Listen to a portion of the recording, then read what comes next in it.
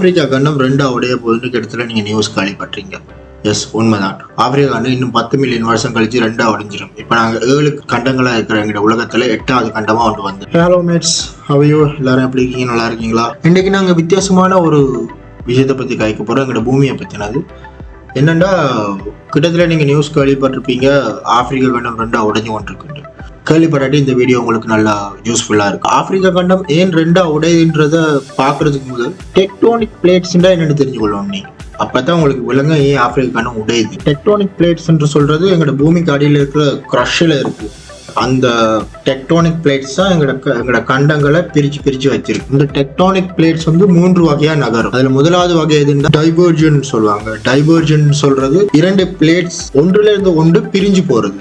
இப்போ நேராக இருக்கிற பிளேட்ஸ் வந்து ஒன்றோட ஒன்று பிரிஞ்சு போகும்போது அது நடுவில் ஒரு பெரிய பள்ளத்தாக்கு உருவாகும். ஸோ அந்த இடத்துல ஒரு பெரிய பள்ளத்தாக்கு உருவாகும். உதாரணத்துக்கு பார்த்தீங்கன்னா 2 மலைகளுக்கு நடுவில் பெரிய ஆறு ஓடுன மாதிரி பள்ளத்தாக்குகள் இருக்கும்.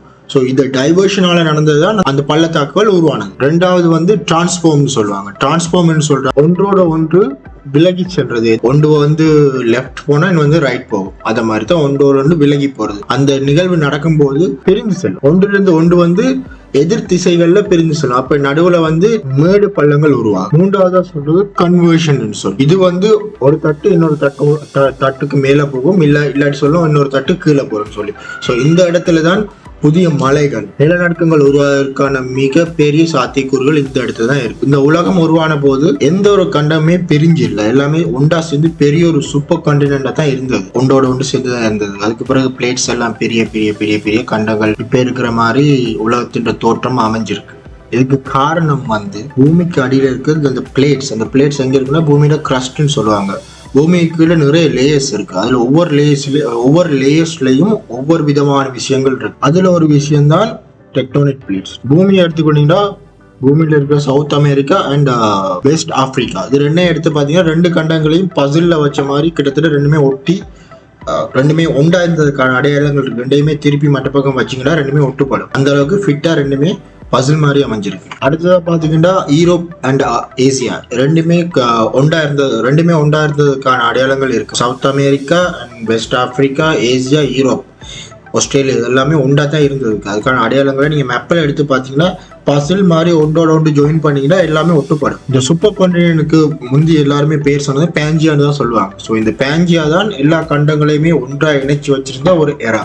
ஸோ பேஞ்சியா எரான்னு சொல்லுவாங்க. அந்த காலகட்டத்தில் டைனோசர் எல்லாம் வாழ்ந்தது. பேஞ்சியா எப்போ உடைய தொடங்கினா கிட்டத்தட்ட 200 இருந்து 240 மில்லியன் வருஷங்களுக்கு முன்னாலதான் உடைய தொடங்கினது. எல்லா கண்டங்களும் ஒன்றா இருந்தப்போ பேஞ்சியா என்று சொன்ன அந்த சூப்பர் கண்டினென்ட் கண்டம்னு சொல்லுவாங்க. அந்த கண்டம் 200 மில்லியன் வருஷத்துக்கு முன்னால கொஞ்சம் கொஞ்சமா உடைஞ்சு இப்ப இருக்கிற பூமியோட உருவத்தை வந்து உருவாக்கினதே அந்த பேஞ்சியா, இந்த டெக்டோனிக் பிளேட்ஸ் தான். இந்த டெக்டோனிக் என்று சொல்ற வார்த்தை என்னத்தை குறிக்குதுன்றா பூமியின் அமைப்பையும் அதில் நடக்கிற நிகழ்வுகளையும் தான் குறிக்குது டெக்டோனிக் சொல்றது. பூமியில நிலநடுக்கத்துக்கு காரணமும் இந்த டெக்டோனிக் பிளேட்ஸ் தான். இது ஒன்று கொண்டு உராயும் போது இல்ல ஒன்றின் மேல் ஒன்று ஏறும்போது நிலநடுக்கங்கள் உருவாகும். பெரிய பெரிய சுனாமிகள் உருவாகிறதுக்கு காரணமும் இந்த டெக்டோனிக் பிளேட்ஸ் தான். நீங்க கேள்விப்பட்டீங்கன்னா 2004ஆம் ஆண்டு வந்த சுனாமியில சுமத்ரா தீவுல ஏற்பட்ட நிலநடுக்கம் காரணம்னு சொன்னாங்க. ஸோ அதுக்கான காரணம் இந்த டெக்டோனிக் பிளேட்ஸ் ஒன்றோட ஒன்று உராய்ந்தது. அதாவது ஒன்று மேல போய் ஒன்று கீழே போயிடும். அதனால பூமி அந்த இடத்துல மேல எழுப்பினதால அதுல வந்த ஃபோர்ஸால தண்ணி எல்லாம் எல்லா பக்கத்தாலையும் சிதறடிக்கப்பட்டது. அது சுனாமி அலையா உருமாறி நிலப்பகுதிகளில் பூந்துட்டு. ஸோ கண்டங்கள் பிரிகிறதுலையும் சேர்றதுலையும் மலைகள் உருவாகிறது, தீவுகள் உருவாகிறது, இதுல டெக்டோனிக் பிளேட்ஸ் பங்குதான் முதல் இடத்துல இருக்கு. டெக்டோனிக் பிளேட்ஸ் மூவ்மெண்ட்ஸால தான் இந்த உலகத்துல என்ன நடக்குது என்ன நடக்கக்கூடாதுன்னு தீர்மானிக்குது. கண்டங்கள் 2 உடையணுமா ஒன்றா சேரணுமா எல்லாத்தையும் தீர்மானிக்கிறது இந்த கிரஸ்ட்ல இருக்கிற டெக்டோனிக் பிளேட்ஸ் தான். இந்த மேலே இருக்க படத்தை பார்த்தீங்கன்னா இந்த படத்துல தான் எந்தெந்த பிளேட்ஸ் எங்கெங்க இருக்குன்னு தெளிவா போட்டிருக்கு. இதை பார்த்தீங்கன்னா உங்களுக்கு தெளிவா விளங்கும். பிளேட்ஸ்கள் இப்படித்தான் அமைந்திருக்கு, ஒன்றோடு ஒன்று முட்டி. இப்போ ஆப்பிரிக்கா கண்டத்துல இருக்க ஆப்பிரிக்கன் பிளேட் வந்து மூவ் ஆக வலிக்கிட்டு இருக்கு. ஸோ அது மூவ் ஆக என்ன நடக்குதுன்னா அந்த இடத்துல பெரிய பிளவு ஒன்று ஏற்படுது. ஸோ இந்த பிளவு வந்து உடனே ஏற்படாது. இப்படிப்பட்ட விஷயங்கள் வந்து இந்த கண்டங்கள் மாறுபடுதல், கண்டங்கள் நகர்வு வந்து உடனே நடக்காத விஷயம் ஒன்று. இதுக்கு பல பில்லியன் வருஷம் ஆகும். மெதுவா தான் இது நகரும். ஸோ அப்படி பார்த்தீங்கன்னா தான் இன்னும் 10 மில்லியன் வருஷத்துல தான் இந்த ஆப்பிரிக்கா கண்டம் 2 உடையும். ஆனால் இப்பவே கோடுகள் விழ ஆரம்பிட்டு ரொம்ப மெதுவாக தான் இது நடக்கும். கோடுகள், அதாவது விரிசல்கள் விழ ஆரம்பித்தவைக்கு எல்லாரும் கண்டுபிடிச்சிட்டாங்க இந்த கண்டம் தனியா பிரிய போகுது. மேல இருக்க படத்தை பார்த்தீங்கன்னா தெரியும், இந்த படத்தெல்லாம் தெளிவா போட்டிருக்கு. இந்த கண்டம் வந்து தனியா பிரிகிறதுக்கான வாய்ப்புகள் நிறைய இருக்கு. இது எப்போ ஸ்டார்ட் ஆனதுன்னா 2005 ஆண்டு தான் ஸ்டார்ட் ஆனது. 2005 ஆண்டு 60 கிலோமீட்டர் நீளமான ஒரு விரிசல், 8 மீட்டர் அகலத்துக்கான ஒரு விரிசல் 10 நாள்ல நடந்து முடிச்சிச்சு. இந்த விரிசல் நடந்த கோடுல வந்து புதுசா ஒரு ஓஷன் இல்லாட்டி ஒரு கடல் உருவாகும் என்று ஆராய்ச்சியாளர்கள் சொல்றாங்க. இது பிரிஞ்சா தெற்கு எத்தியோப்பியா, சோமாலியா பகுதிகளில் இருந்து ஒரு சில நிலப்பகுதிகள் வந்து பிரிஞ்சு தனி தீவுகளா மாறதுக்கான வாய்ப்புகளும் அதிகம்.